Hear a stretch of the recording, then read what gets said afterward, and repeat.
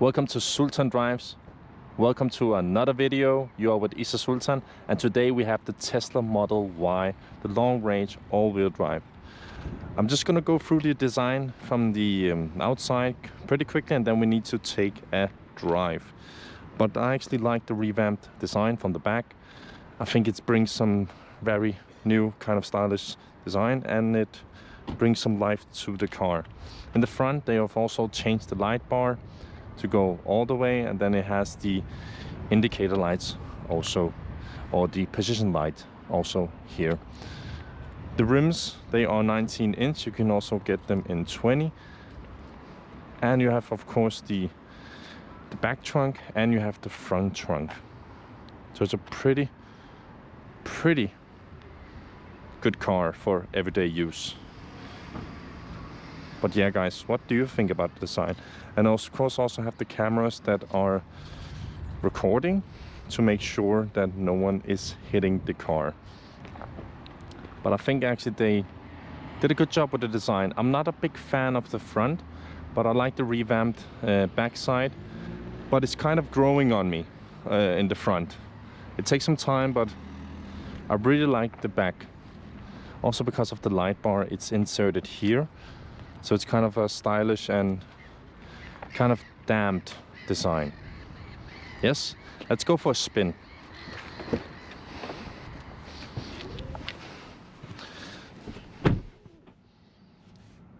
Now we're inside the Tesla Model Y, and also inside, compare it to its competitors from the Volkswagen, Skoda, Audi.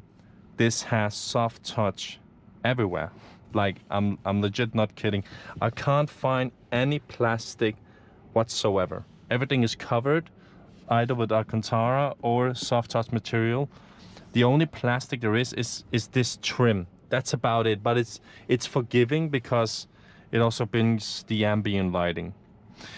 Soft touch here. I mean, it's Tesla, right? Have they done a good job with this design?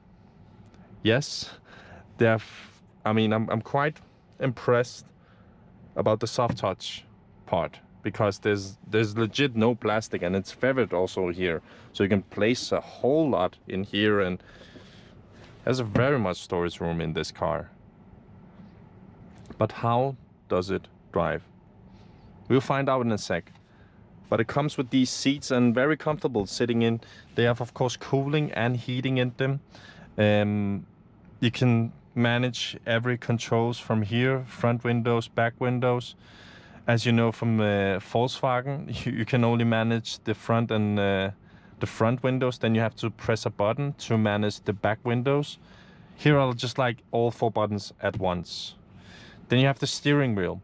I like that they didn't take the Tesla Model 3 and put the indicators here and have them actually in the back.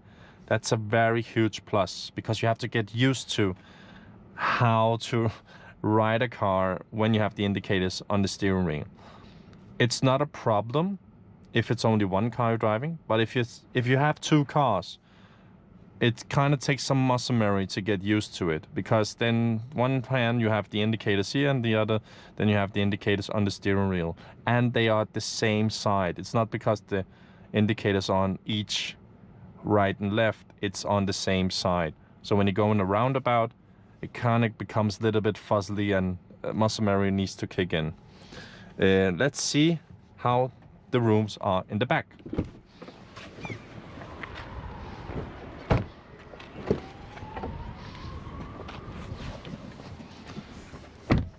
Again, very nice place to be here.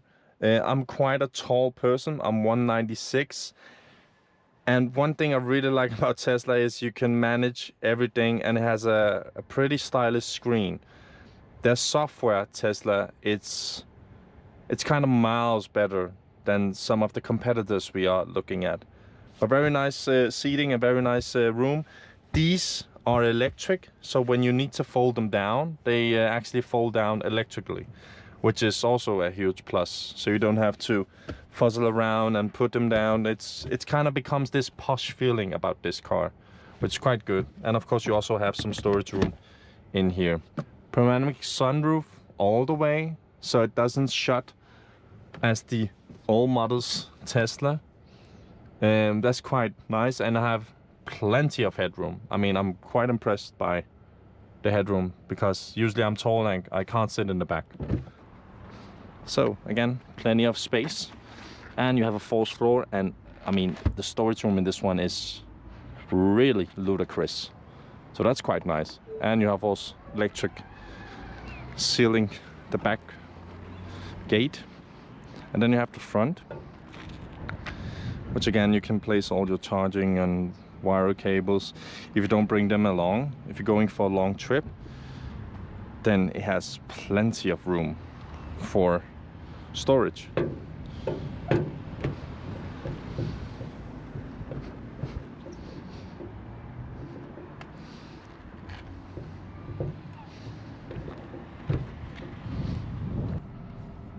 So, how is the Tesla Model Y to drive?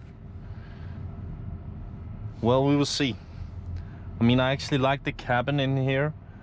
I do feel like, though, that the seating position could be higher. But again, you can adjust that. It got electric seats as standard. It got, I mean, heating and cooling in the seats as standard. It got pretty much all standard. Even the towing bar, it's standard. So there's a lot of ticking boxes in this car that are actually pretty good. Where in the other manufacturers, you need to, I mean, you need to pick that and add that, and you pay extra for that. Here it actually comes with a full package. The one we're driving here, it costs 400,000 kroners, which is in euros is around 53,000 euros. Which is a lot, of course, but if you compare it to its competitors, you get a whole lot of standard here and 4-wheel drive. Where, for example, in a Skoda Enyaq or a Volkswagen ID4, you don't get that. Pretty much simple. You don't get those packages. You need to go for a GTX or a Skoda Enyaq RS before you get a 4-wheel drive, and then it costs way more than this one. Then of course you have the autopilot. The autopilot, there's 2 packages. There's the full automatic self-driving, which costs around 50,000 plus, and then there's the more, okay, say light auto driving, or not auto driving, but lane assist and indicating and so what and whatever. And then there's the package for the 29,000 kroners, which is around 3,800 euros, which gives us the lane assist and gives it the indicators and can semi self-drive. But let's see how it actually accelerates. So this is, well, yeah, holy moly, this is really, whoa, this is really fast. I can already tell the difference between this one and the other electric cars. This one, when you put your foot to the pedal, it responds so quickly. Like it's not even close. It's not even close. This is really well done. And also, like when you indicate, it shows with the camera. So you have no blind spots, legit. And then again, it's very soft. I mean, I kind of like this material they have going on here.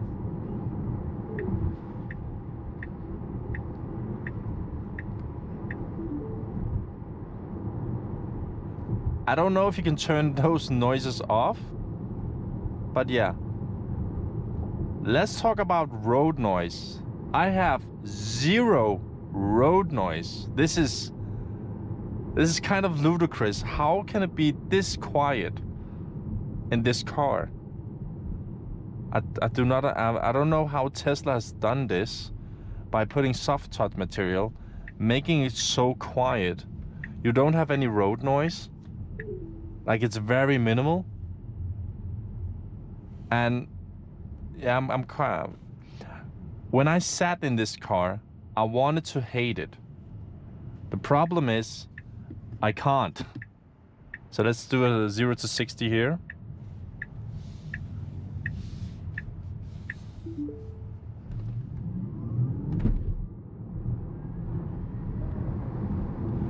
Yeah, it's very fast.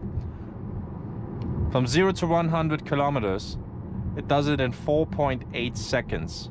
That is pretty fast. That is very good. Range-wise, this one I'm sitting here, it's 570 kilometers. And fast charging, from 10 to 80%, it does it in 27 minutes. Charging 270 kilometers, it does it in 15 minutes. That's quite impressive. At a charger at home, it can do it overnight in roughly around 7 hours. That's also quite good numbers. I mean, charging wise, this Tesla's, it's really doing something good. Like, it's pretty fun to drive. I don't get tired of this one. Look how fast it picks up. This is really the Tesla experience. What I also like about this car is you can adjust how you want to drive. So if you want a heavy driving, let's say that for example, you can actually put it here. So right now as standard, you can feel the, of course you can feel the steering wheel, and you can also make it super heavy, which is what it is now, and then you can make it very light. I mean, it's unbelievable how they have done this. It's quite... I wanted to hate this car, but I have a tough time hating this car right now. You get a whole lot of car for this amount of money. I just wish we could turn off those safety systems, which we probably can, but I'm not an experienced Tesla driver, unfortunately. I mean, if you had to go for a Tesla Model 3 or Y, I would definitely go for a Y, because you get some more practicability. If you had to go for a Tesla Model Y or 3, I would definitely go for the Y. It's more practical. You have more space. You sit more upright. I mean, if you're into that feeling, I would like to sit more upright, see what I'm looking at, and have a good overview.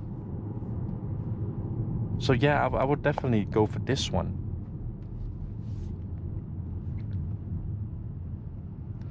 Is there something annoying about this car? Well, not right now, not what I can think of. It has ambient lighting, that's nice. And you get used to having the kilometers just right next to you. But I would like to have had a head-up display or a display in front of me. And not all these safety systems, which is, I mean, it's good that it has it, but I don't need them all the time. I wish it would just shut up.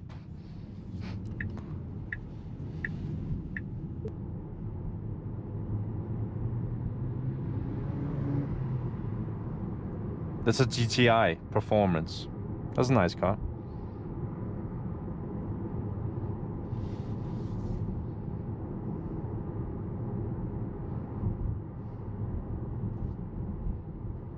I think I do not know if you can turn it off with all these sounds, but I think you can. I mean, there must be a way, right?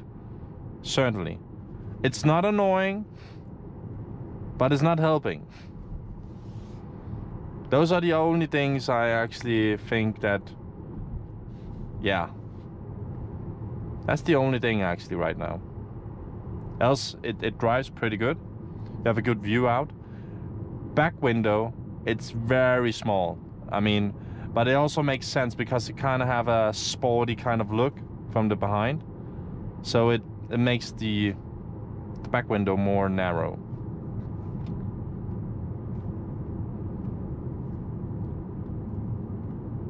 But what do I think about this car? It drives pretty nice. Nice materials. I need to figure this out.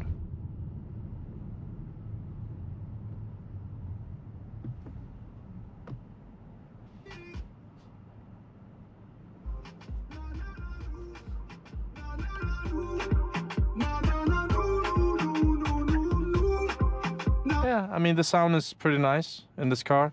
No copyright, right? And people are actually looking at the car. That's ludicrous. A Tesla, people are looking. I think this design is pretty neat.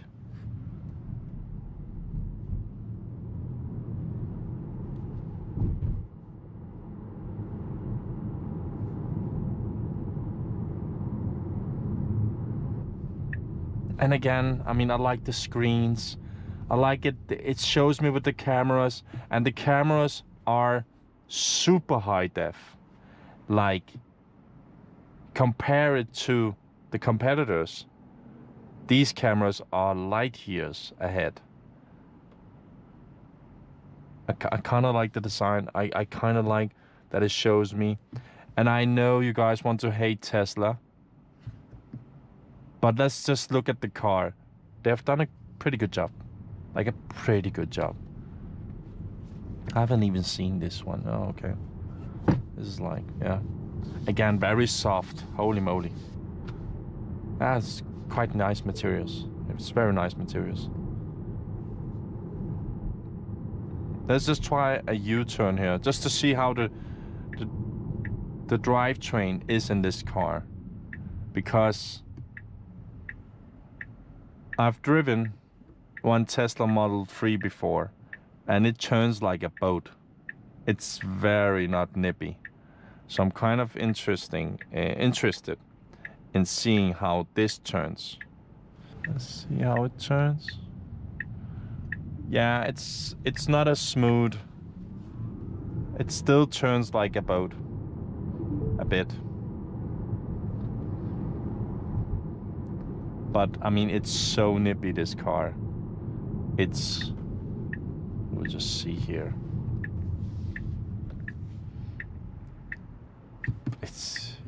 It drives good. The steering wheel is a bit smaller than the other ones, but can you get used to it? Yes. And you have all you need actually on the steering wheel. So that's the funny part about Tesla. If you want to adjust the side mirrors, you can actually do it from the steering wheel. You just pick the program, and there is a whole lot of program. But once you get used to it, it kind of becomes very easy, like dynamic. Yes, I want to have a heavier steering wheel. You get used to it. It's actually not that big of an issue, really.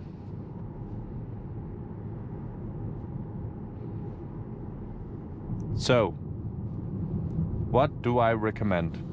Well, if you're on the market for an SUV or an SUV-like car,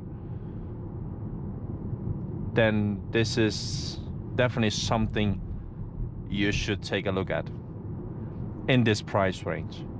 If you go for the full automatic, or can you say autopilot that you need to have to it or pick for it, it costs something around 58,000 kronas, which is a whole lot of money. In euros, it's this much.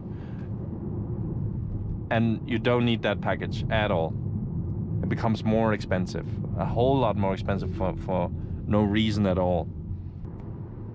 So if you go for the package that is just 29,000, which is autopilot, enhanced autopilot. It has autopilot, but it's enhanced autopilot. Then it's a good package to choose to this car. You are still in the price range of having a pretty good car. About the software in the Tesla, because it's so responsive. Like, It's like having an iPhone in your car, legit. And something that baffles me is how the manufacturers that has software systems, we have iPhones, we have all the kind of things, you're making a car, but it seems like the software system is always somewhere where they're like 2 to 3 generations behind. It shouldn't be like that. Like, come on, we are living in 2025. Come on, get those chips, get those chips that needs to be have in this car, to have like an iPhone system, because this is pretty much an iPhone system. It's very responsive.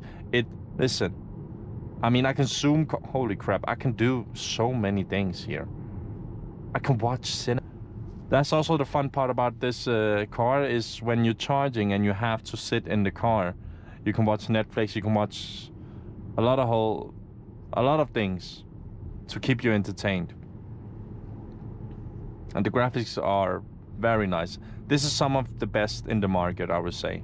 With the graphics and the software system, is some of the best, if not the best.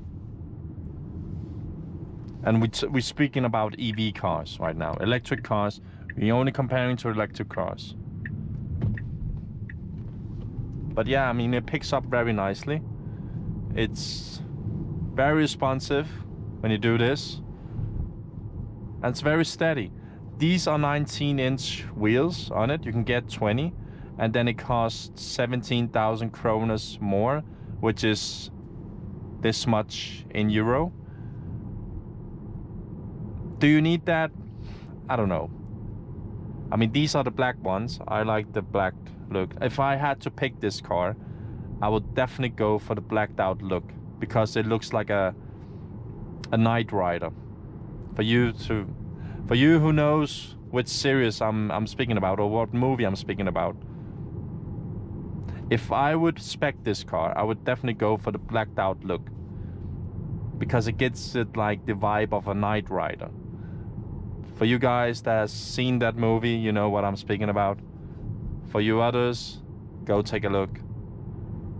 It looks very good from the behind. I've seen the design of this one in black and it looks pretty good. You have to get used to the front, but again, I think it grows on you in time. I would definitely tell you guys that if you're looking for, I mean, here's one competitor. That's the Skoda Enyaq. What the hell was that color? But yeah, I would say, from what I've tested, this is definitely